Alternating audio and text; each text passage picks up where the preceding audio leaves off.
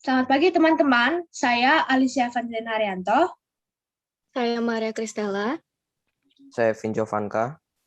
Di sini kami akan mempresentasikan hasil diskusi kami tentang kegiatan ekonomi yang meliputi produksi dan distribusi. Next slide.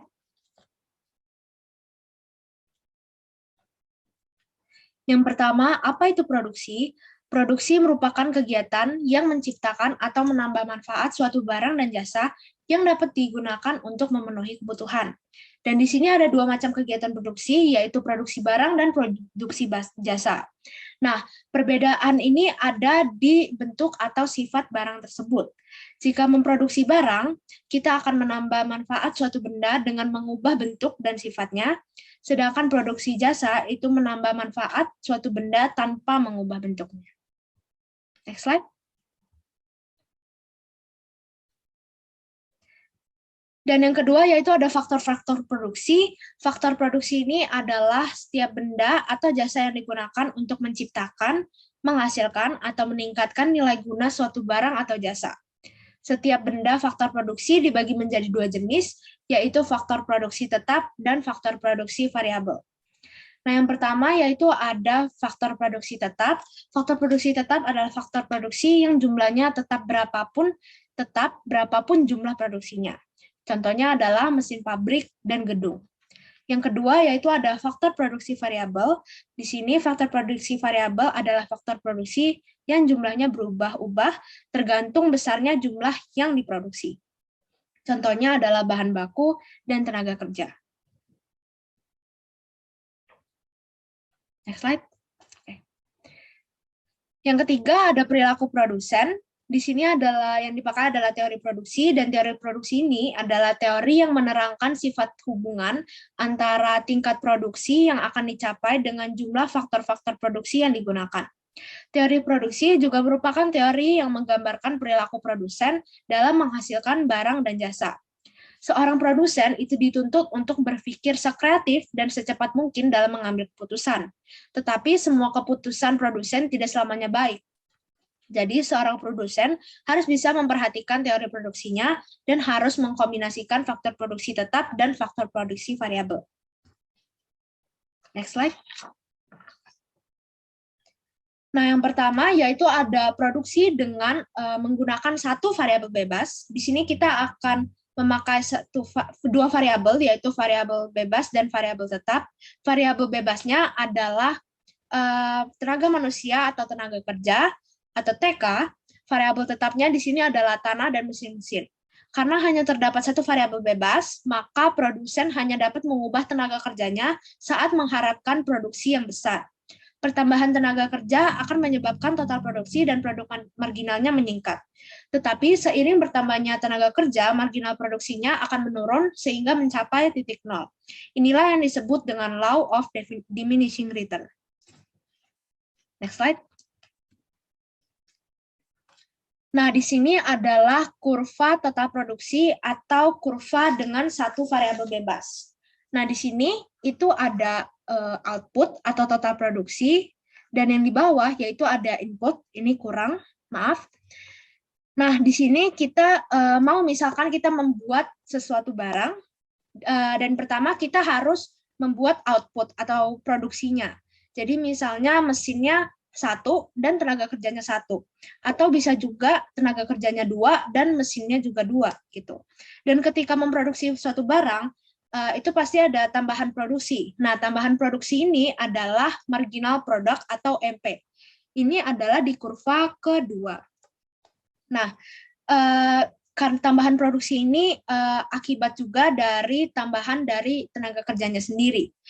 Nah, di sini pada satu titik akan ada penurunan marginal produksi, atau yang awalnya misalnya di pas marginal produksinya naik, itu akan bertambah produksinya 50-50-50 sampai dengan titik maksimal. Dan saat kurva marginal produknya menurun, itu penambahan produksinya juga menurun. Misalnya yang tadinya 50 menjadi 10-10-10, walaupun TK-nya akan terus bertambah, tapi penambahan produksinya akan tetap 10. Begitu. Nah, di sini kita akan membagi dengan 3 tahap, yaitu tahap 1, tahap 2, dan tahap 3. Nah, tahap 1 ini adalah titik maksimal dari marginal produksi, itu akan tambah terus seperti yang saya jelaskan tadi, yaitu 50, 50, 50, dan sampai titik maksimalnya akan bertambah terus. Nah, untuk pas tahap kedua, marginal produksinya itu mulai turun. Itu tetap akan penambahan produksi, tapi tidak sebanyak yang pertama. Yang pertama misalnya tadi 50 dan sekarang menjadi 10. Walaupun tenaga kerjanya akan terus bertambah.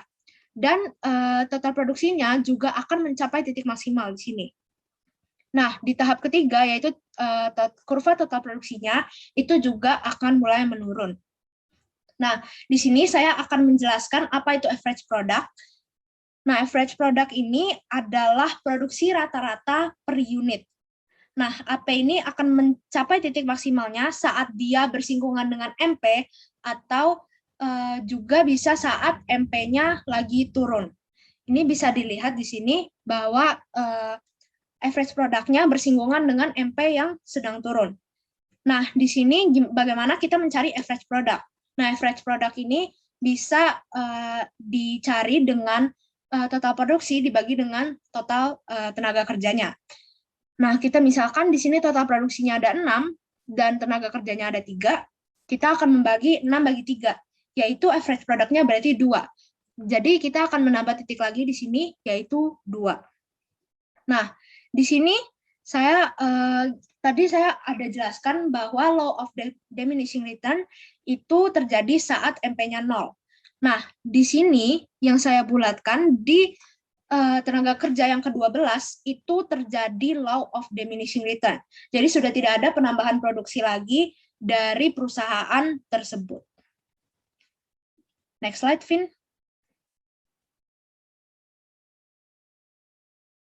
Oke, yang kedua yaitu produksi dengan menggunakan 2 variabel bebas. Nah, kombinasi dengan menggunakan 2 variabel bebas berasumsi bahwa pada jangka waktu yang relatif lama, semua faktor produksi akan berubah menjadi faktor produk variabel. Maka dari itu, dibutuhkan kombinasi yang baik antara 2 variabel bebas untuk menghasilkan produk atau output sesuai dengan yang diharapkan oleh produsen. Misalnya, suatu perusahaan manufaktur terdapat 2 variabel bebas, yaitu tenaga kerja dan modal. Modal dalam perusahaan manufaktur ini contohnya mesin. Perusahaan tersebut mengharapkan output sebanyak 1.000 unit, tetapi tidak mengharapkan adanya penambahan biaya atau biaya produksi. Jadi perusahaan tersebut harus memilih beberapa kombinasi 2 variabel bebas yang cocok digunakan untuk mendapatkan 1.000 unit. Kombinasi yang pertama yaitu dengan menggunakan 80 buah mesin dan 20 tenaga kerja. Kombinasi yang kedua dengan menggunakan 40 buah mesin dan 50 orang tenaga kerja. Dan ini akan menjadi lebih dimengerti pada kurva selanjutnya ini. Next slide, Vin.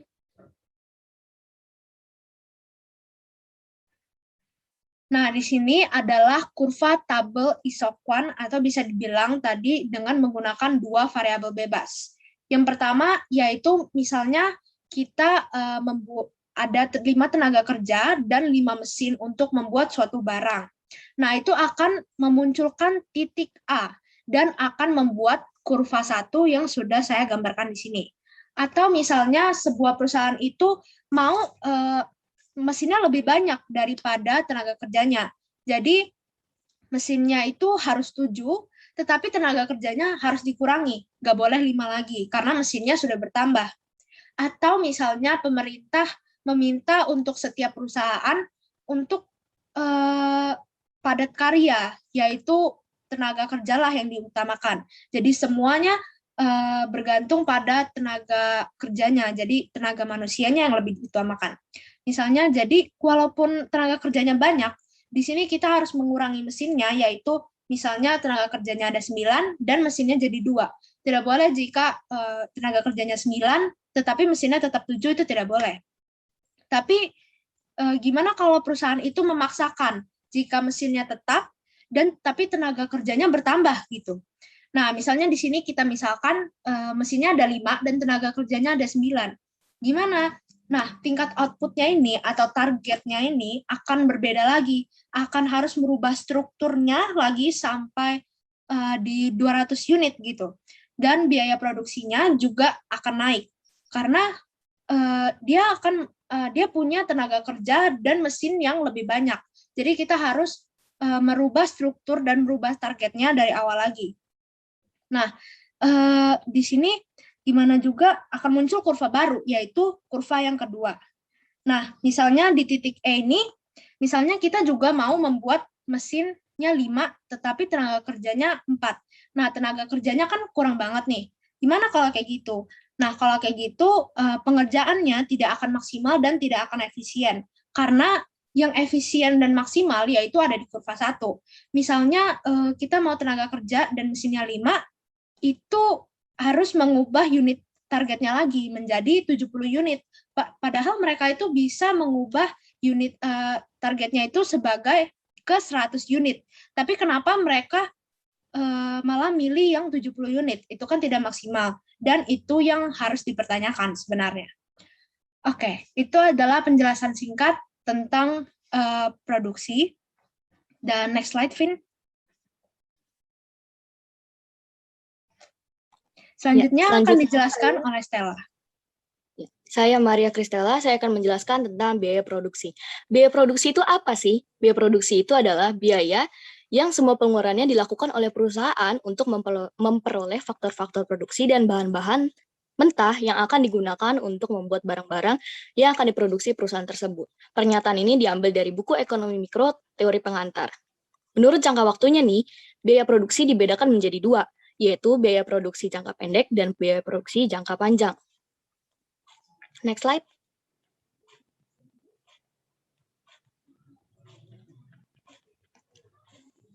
Ya, yang pertama adalah biaya produksi jangka pendek.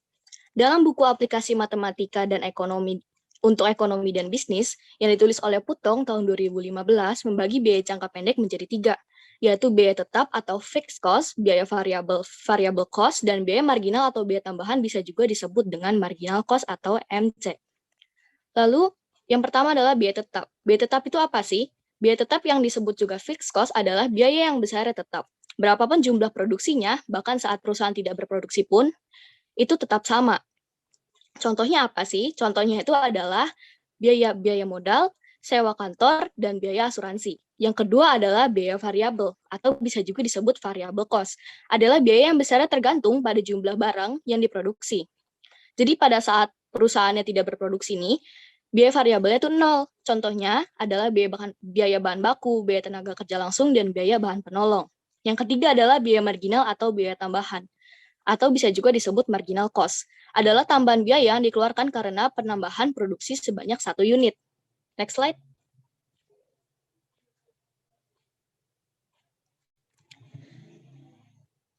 Yang kedua adalah biaya produksi jangka panjang. Telah diketahui nih sebelumnya bahwa dalam jangka panjang, semua faktor produksi akan menjadi faktor produksi variabel. Daripada itu, biaya yang dikeluarkan juga akan berubah menjadi biaya produksi variabel. Next slide. Nah, kita akan mencoba menghitung biaya produksi. Yang pertama, kita akan menghitung biaya total.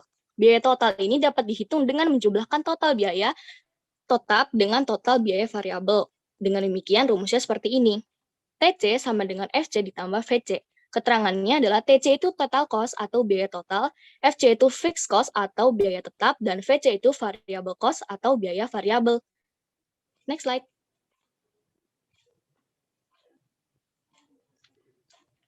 Nah, kita akan menghitung biaya rata-rata nih. Biaya rata-rata itu dapat diketahui dengan cara membagi total biaya dengan jumlah output atau kuantitinya. Bisa dirumuskan seperti ini. AC sama dengan AFC ditambah AVC. Atau bisa juga menggunakan rumus TC per Q sama dengan FC per Q ditambah VC per Q. Keterangannya, AC itu merupakan average cost atau biaya rata-rata, AVC itu merupakan average fixed cost atau biaya tetap rata-rata, dan AVC merupakan biaya variabel rata-rata atau average variable cost. Nah, TC ini merupakan total cost dibagi dengan quantity, itu caranya fixed cost ditambah dengan variable cost dibagi kuantitinya. Lalu kita akan menghitung biaya marginal. Kita ketahui bahwa biaya marginal adalah tambahan biaya yang terjadi karena penambahan produksi sebanyak 1 unit. Rumusnya begini, MC sama dengan delta TC dibagi dengan delta Q. Keterangannya, MC merupakan marginal cost atau biaya marginal, delta TC merupakan perubahan biaya total, dan Q merupakan perubahan jumlah output. Next slide.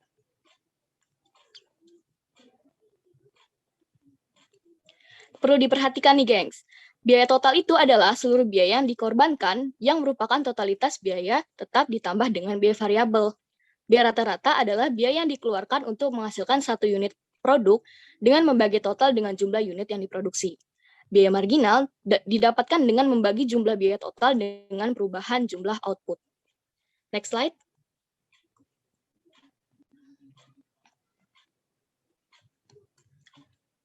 Oke guys, kita kali ini bakal mencoba untuk menghitung biaya produksi rata-rata dan marginal ya. PTA pada kuartal 1, kuartal itu apa sih? Kuartal itu adalah pembagian tahun menjadi 4 bagian. Jadi kuartal 1 itu pada bulan Januari, Februari, dan Maret. PTA pada kuartal 1 tahun 2015 memproduksi sepatu sebanyak 1.000 unit.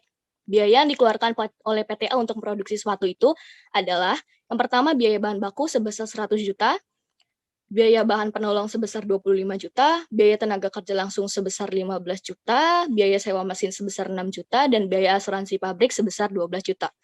Pertama-tama kita hitung dulu biaya total dan biaya rata-ratanya. Oke, jadi biaya total itu didapatkan dari fixed cost ditambah variable cost. Jadi, pertama-tama kita hitung dulu fixed cost atau biaya tetapnya. Fixed cost itu adalah biaya mesin dan biaya asuransi sebesar 6 juta dan 18 juta. Dan variable cost adalah biaya bahan baku ditambah dengan biaya penolong ditambah dengan tenaga kerja langsung sebesar 100 juta ditambah 25 juta ditambah 15 juta. Hasilnya 140 juta tuh. Jadi biaya totalnya adalah penambahan dari fixed cost ditambah dengan variable cost, yaitu 18 juta ditambah 140 juta. Hasilnya 158 juta. Lalu kita hitung rata-ratanya. Caranya itu, total cost dibagi quantity. Tadi kan dibilang, mereka memproduksi sepatu sebanyak 1.000 unit. Nah, jadi 158 juta tadi dibagi dengan 1.000. Hasilnya 158.000. Lalu kita akan menghitung biaya marginal. Biaya marginal itu didapatkan dengan kita menghitung dulu delta variable cost-nya atau perubahan variable cost-nya dari awal dan perubahannya. Karena di situ tertulis tahun 2016 biaya variabel naik menjadi 169.700.000 rupiah. Jadi kita hitung dulu 169.700.000 rupiah tersebut dikurangkan dengan variabel yang awal yaitu 140 juta, yaitu hasilnya 29.700.000 rupiah. Lalu kita hitung biaya marginalnya dengan menggunakan rumus delta variable cost dibagi dengan delta quantity, yaitu 29.700.000 rupiah dibagi dengan 100, hasilnya 297.000 untuk biaya marginal. Selanjutnya, next slide.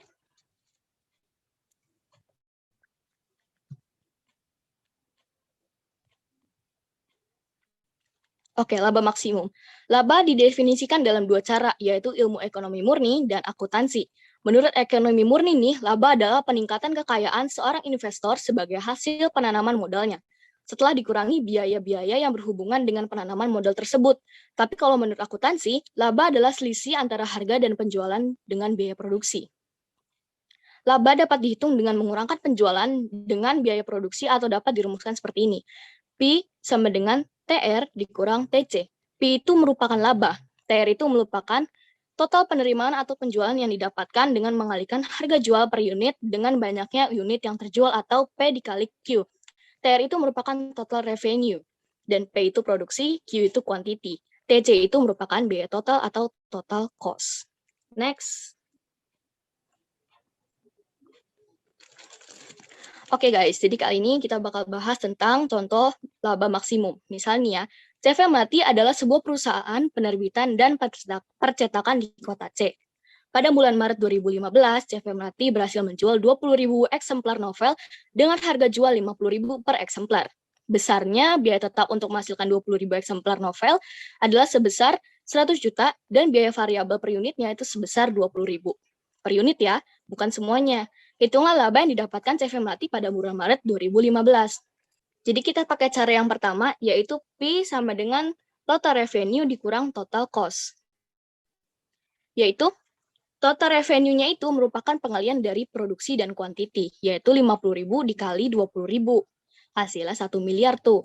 Lalu dikurangkan dengan total cost, yaitu penambahan dari fixed cost atau biaya tetap dengan biaya variabel. Fixed cost diketahui sebesar 100 juta, dan biaya variabelnya diketahui 20.000 per unit. Unit yang terjual adalah 20.000, jadi kita kalikan 20.000 dengan 20.000. Nah, kita kurangkan kedua sisi, 1 miliar dikurangkan dengan 100 juta ditambah dengan 400 juta. Hasilnya 500 juta. Itu merupakan laba yang didapatkan CV Melati pada bulan Maret 2015. Nah, perusahaan itu akan memperoleh laba apabila nilai P atau laba positif, di mana P lebih besar dari total cost atau total revenue-nya nih lebih besar daripada total cost. Namun, kalau misalnya nilai P-nya negatif atau labanya negatif, di mana P-nya itu lebih kecil daripada total revenue, atau total revenue-nya ini lebih kecil dari total cost, maka perusahaan akan mengalami kerugian. Nah, aku ingin jelasin satu lagi, guys. Perusahaan itu akan mendapatkan laba maksimum apabila P mencapai maksimum.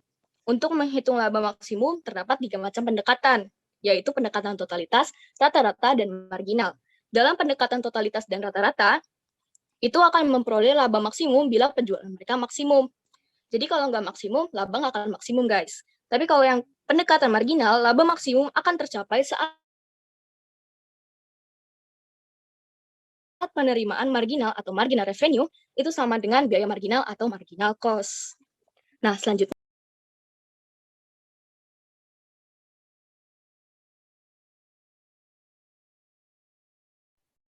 Ya, apa itu distribusi?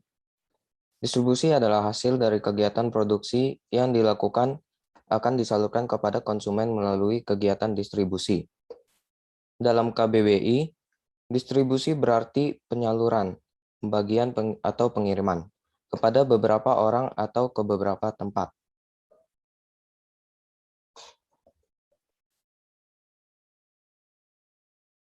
Selanjutnya, fungsi distribusi. Fungsi distribusi terdiri atas 2, yaitu fungsi pokok dan fungsi tambahan. Fungsi pokok distribusi. 1. Ada pengangkutan. Pada umumnya, kegiatan produksi berbeda tempat dengan konsumen. Maka dari itu dilakukan kegiatan pengangkutan. Semakin bertambahnya penduduk, maka semakin banyak hasil produksi yang harus disalurkan kepada konsumen, sehingga membutuhkan alat transportasi untuk pengangkutan barang tersebut. 2. Ada penjualan. Pada saat pemasaran barang hasil produksi, produsen akan melakukan kegiatan penjualan. Kegiatan ini merupakan pengalihan hak dari produsen kepada konsumen. Dengan adanya kegiatan ini, maka konsumen dapat menggunakan barang hasil produksi. 3. Ada pembelian. Jika ada kegiatan penjualan, maka ada kegiatan pembelian yang dilakukan oleh konsumen atau orang yang membutuhkan barang tersebut. Fungsi pokok distribusi. 4. Ada penyimpanan. Sebelum disalurkan kepada konsumen, barang produksi disimpan terlebih dahulu di dalam gudang dengan maksud untuk menjamin kesinambungan, keselamatan, dan keutuhan barang tersebut. 5. Ada pembakuan standar kualitas barang. Dalam kegiatan jual-beli, banyak penjual dan pembeli yang menghendaki barang dengan ketentuan mutu, jenis, ukuran barang yang diperjualbelikan. Maka dari itu, perlu adanya pembakuan standar yang dimasukkan agar barang yang dipasarkan sesuai ekspektasi atau harapan konsumen. 6. Ada penanggung resiko. Barang yang berada di tangan distributor bisa saja mengalami kerusakan.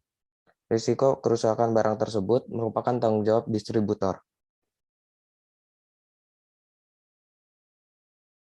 Fungsi tambahan distribusi. Ada 1, menyeleksi. Biasanya digunakan untuk distribusi pertanian dan hasil produksi yang dikumpulkan dari beberapa produsen. 2. Ada mengepak atau mengemas. Barang yang akan disalurkan akan dikemas terlebih dahulu untuk menghindari kerusakan dan berbagai risiko lainnya. 3. Ada memberi informasi. Untuk menghindari kekecewaan konsumen, maka produsen harus memberi tahu informasi secukupnya tentang produk yang akan dijual atau dipasarkan. Misalnya diberikan melalui iklan.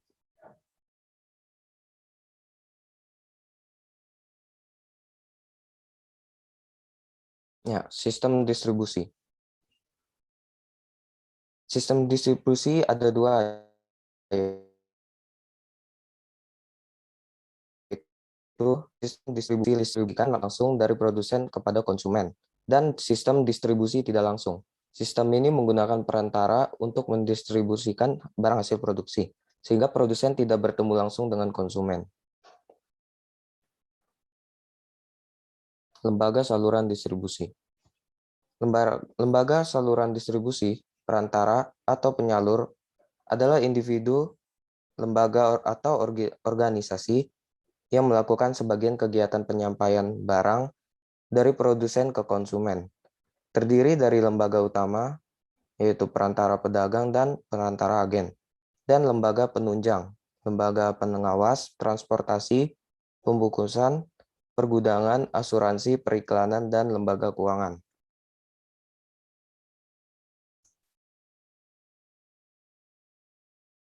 Mata rantai distribusi. Sistem distribusi tidak langsung memiliki saluran yang beragam sesuai dengan banyaknya tingkat saluran yang diperlukan. Semakin panjang saluran, semakin tidak langsing penyampaian barang dari produsen ke konsumen.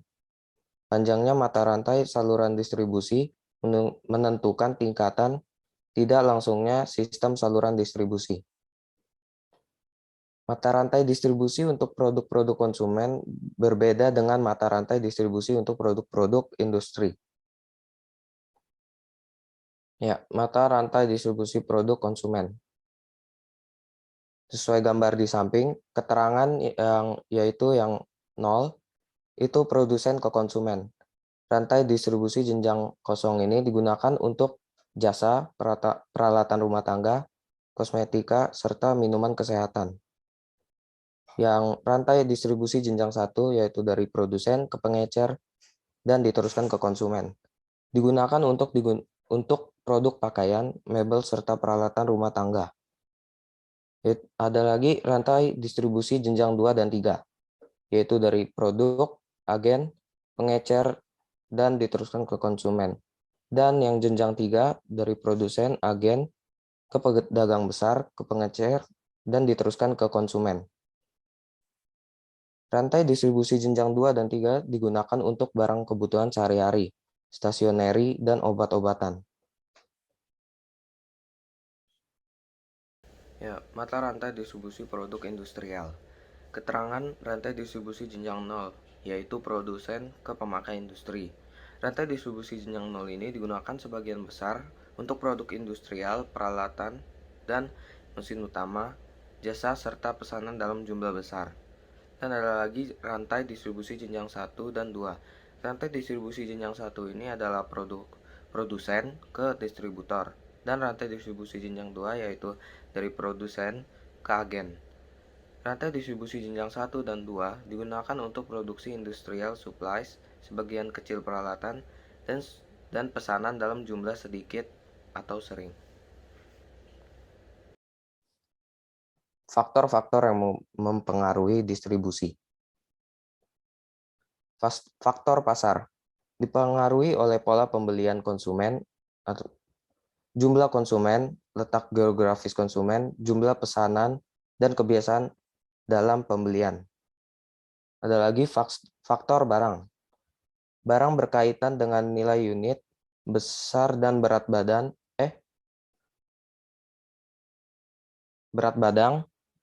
standar barang, dan pengemasan. Ada lagi faktor perusahaan. Hal-hal yang dipertimbangkan adalah sumber dana, pengalaman, dan kemampuan manajemen, serta pengawasan dan pelayanan yang diberikan. Dan yang terakhir, faktor kebiasaan pembelian. Pertimbangan yang diperlukan adalah kegunaan perantara, sikap perantara terhadap kebijaksanaan produsen, volume penjualan, dan ongkos penyaluran barang.